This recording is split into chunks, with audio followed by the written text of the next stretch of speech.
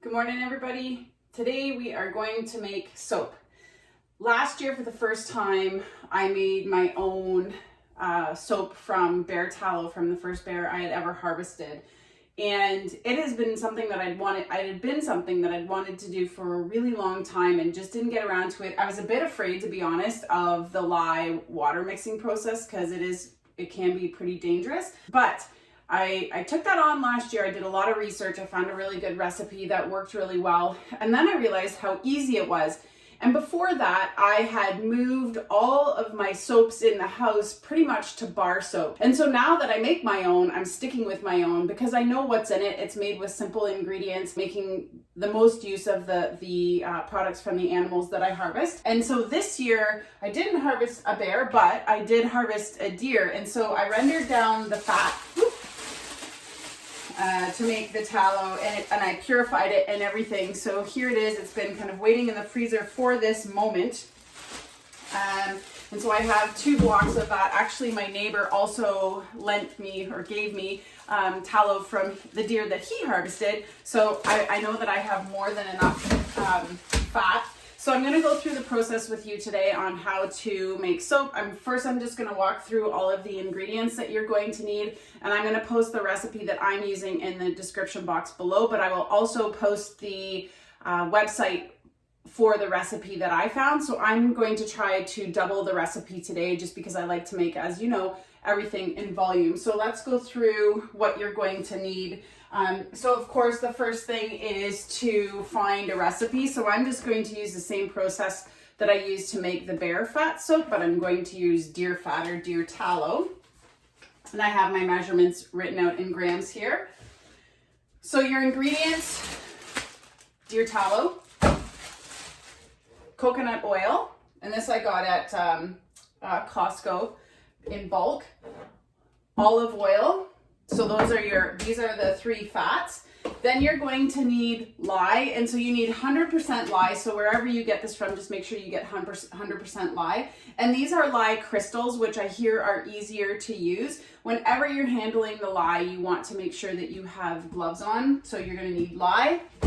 You're going to need distilled water. I never buy water, but for this process, I bought distilled water. Then you're going to need a kitchen scale. You're going to need a pair of rubber gloves when working with the lye and the water. And basically, as soon as I start handling the lye, I leave these on for the entire process. A pair of safety glasses. Molds. So I purchased these bee molds from Amazon just because I thought they were super cute. Something to cut the soap when it's done. I also bought these on Amazon. This one is the one that I use. It has like a little ripple, and I'll show you that tomorrow. I use also silicone loaf molds that you can get at Canadian Tire on sale, so I just waited until they came on sale and bought a whole bunch of them. A container to measure out your ingredients. These are more containers to measure out ingredients. These are the ones that I actually measure out the lye with. A pot to render down your fats. A plastic jug to mix the water and the lye. So the lye is corrosive. So you have to make sure that you're using plastic in any part of the process that requires lye. So I have a plastic jug. And all of my plastic instruments I actually got at the Salvation Army. So you don't have to spend a lot of money to start the soap making process. And then once you've used it for soap, I just keep all of my soap making stuff together. A big container to mix in. So I use this to, once I start the saponification process or the mixing of the liquids. You need a thermometer to measure the temperatures. So you need to make sure that your oils and your lye and water mixture are at around 110 to 115 degrees before you mix them together. So this thermometer is just for my lye, and lye water mixture works really well. I just put it kind of rested on the side and I leave it like this. And when you add your lye to your crystals to your water mixture, it heats up really fast. And so I like to make soap in the wintertime when we have snow, because I put the container, and I'll show you this, I put the container, I dig a hole and I put it right down in the snow, and that helps to cool the mixture. Otherwise you're going to be waiting for a while. I have multiple tools for stirring and filling the molds and things like that. These are only soap. So I have a big ladle, 2 kind of scoopy spoons, and a spatula for cleaning this out when I'm filling the molds. And then at the very back, I have 2 blankets, and those are used to let the soap cool slowly. So you basically insulate the soap once it's in the molds. And then I also have, these are totally homemade, as you will see, but to cover the molds before I put the blankets on, I have these saran wrapped pieces of cardboard that I just reuse so that my blankets don't get stuck to the soap as it sets. So those are all of the tools that you need to start in the soap making process. So the first thing I'm going to do is to measure and render the fats. So here we go. First, I'm just going to measure out the deer tallow, and I need 737 grams.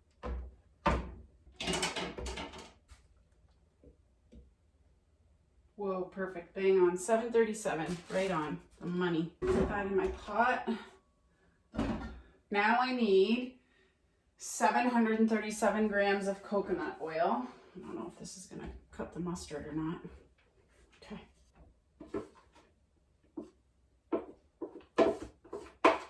You want to get it all out of there because the measurements have to be exact.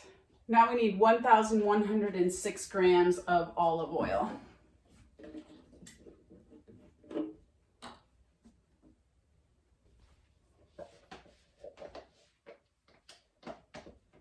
So now we have our fats, and we're going to go render this down on the stove.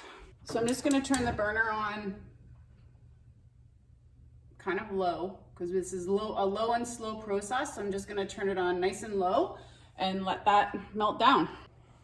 Okay, most of the coconut oil and the olive oil obviously was already liquid, but most of the coconut oil has melted. Just waiting on the deer tallow. It is definitely a harder fat. So while we're waiting for this to render down, I'll turn it into liquid and heat up to between 110 and 115. I'm going to go outside and mix the lye water mixture because it will take some time to cool down as well. We're just outside on my porch. I'm going to make the lye and distilled water mix. So just another note of caution, the lye produces really strong fumes. So you want to do it somewhere that's very well ventilated. You want to make sure you have rubber gloves, that you're using all plastic kind of utensils, and that you're only using things that are ever going to be used again for lye. So I've got my scale again, I've got my measurements, I have long pants, rubber boots, my rubber gloves, and my safety glasses on. That's really important to make sure that you're wearing your safety gear. First, we're going to measure our water. Always make sure you zero out your scale. Distilled water, we need 482 grams.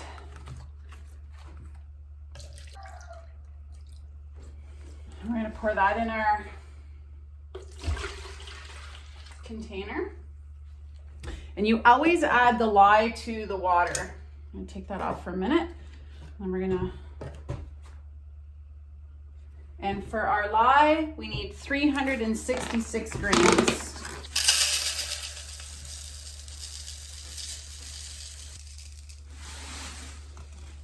Okay, 366 grams. Now, you want to add the lye to your water nice and slowly while you stir.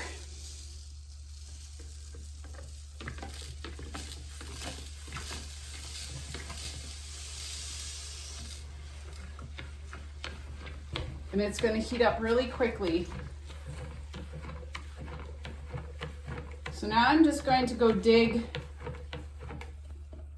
You can see the heat coming off that. I'm basically going to go dig a hole in the snow. So I'm just going to set this down in the snow.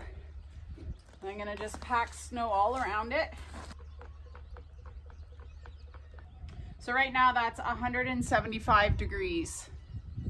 Not to be messed around with. I'm just going to leave the thermometer on the side, and then I'm going to come back every couple of minutes and give it a stir and wait for it to cool down to 110. And while we're waiting for this, I'm going to go in and check on my fat.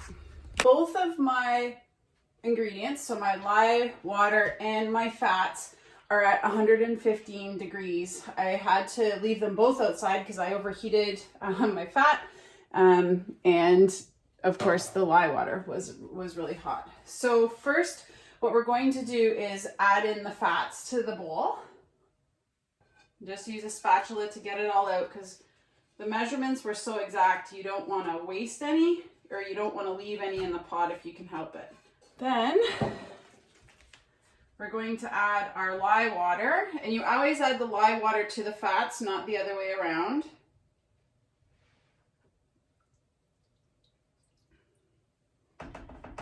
And whenever you're working with lye water or lye in general, you want to have something to neutralize it in case you get it on yourself. So I have some vinegar handy. I just have it under the sink that I can grab if needed. So now that those two things are added, we're going to mix it. So you can mix it by hand for sure. It just takes a really long time.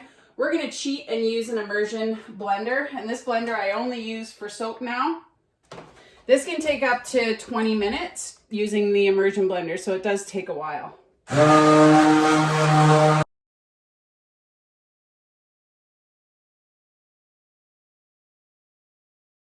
Okay. We've reached light trace, which means it's thick enough that when you kind of plop it, you can see where you can kind of draw with it. That's called light trace. So I'm going to go a little bit more, and then I'm going to add some essential oils, and I'm going to do balsam fir, something natural, not too strong, but just enough to give it a little bit of a scent.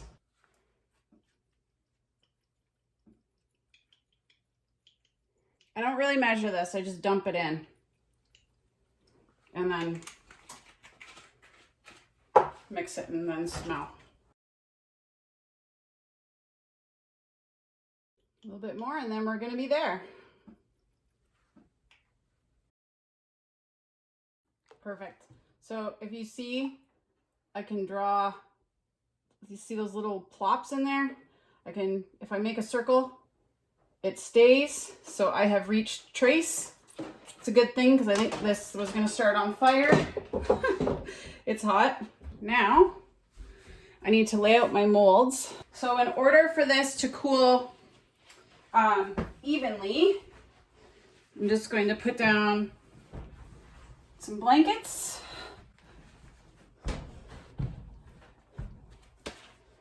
And then my molds.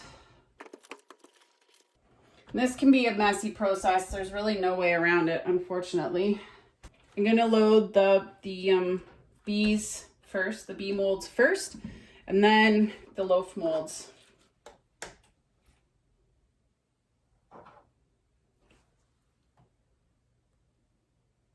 So when we talk about consistency, essentially you're going for pudding.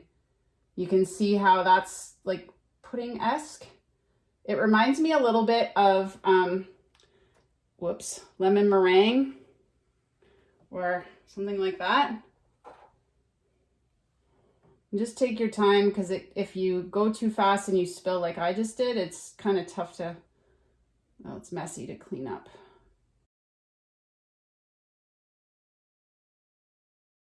And I wear my gloves right up until I take them out of the molds tomorrow. So I'll wear my gloves to clean up everything, to wash all the dishes, just to be safe.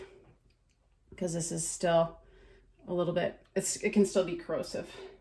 So these are going to set for 24 hours. And so wherever you make your soap, you want to make sure it's in a place that it's not going to get jostled or bumped around too much. I did have some loads of laundry to do this afternoon, but I guess they're going to have to wait. No big deal. You want to just make sure that it's in a quiet area, that they're not going to get jostled or bumped, so that the soap can set up. And you don't want to leave it, so when you check it and cut it, you don't want to leave it or pop them out of the mold for too much longer than 24 hours, because then the soap can get really hard and make it difficult to cut. So tomorrow I'm going to come back after work and pop them all out of the molds and set them out to dry. So they need to dry for about 5 or 6 weeks, usually around 5 weeks. And I'll show you that process. I'll put them out on racks and they stay there for 5 weeks until they've cured all the way. Soap making is so easy. I think the hardest part, honestly, is the mixing. I can't imagine doing this by hand. Oh gosh. Like mixing by hand without the mixer. No thanks. But as you can see, that I doubled the batch, but it makes quite a bit of soap.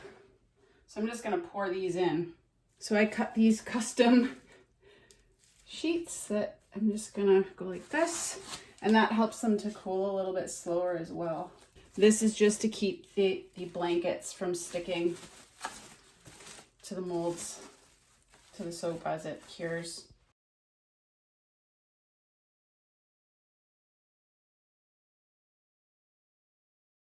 Now I'm just going to cover it with this blanket, and then they'll cool off slowly for the next 24 hours. There you have it. Soap done. I'll come back tomorrow after 24 hours and show you how I cut and lay them all out to dry. Alrighty, we have waited our 24 hours, so we're going to remove the blankets from the soap and the lids.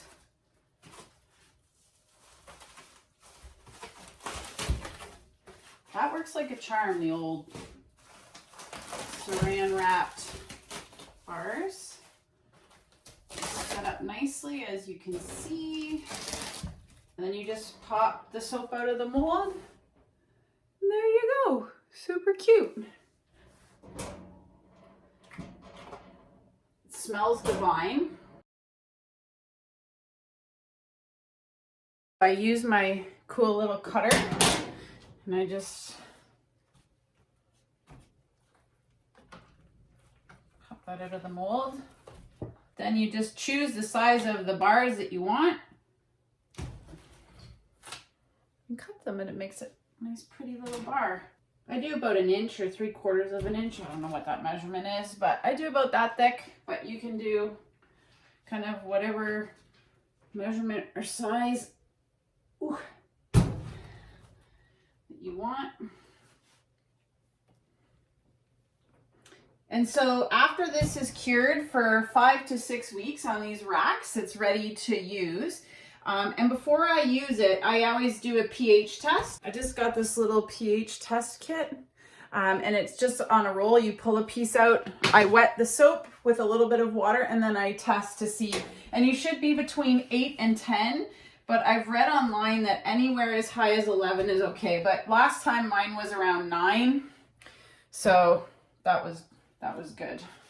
A great skill to have. I mean, if you can get lye and you have access to all of those fats, you can make your own soap for, gosh, this lasts more than a year. I give a lot of it away, and it smells divine. So there you have it.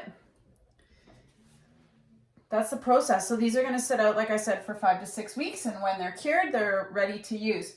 But seriously though, look at how pretty those are.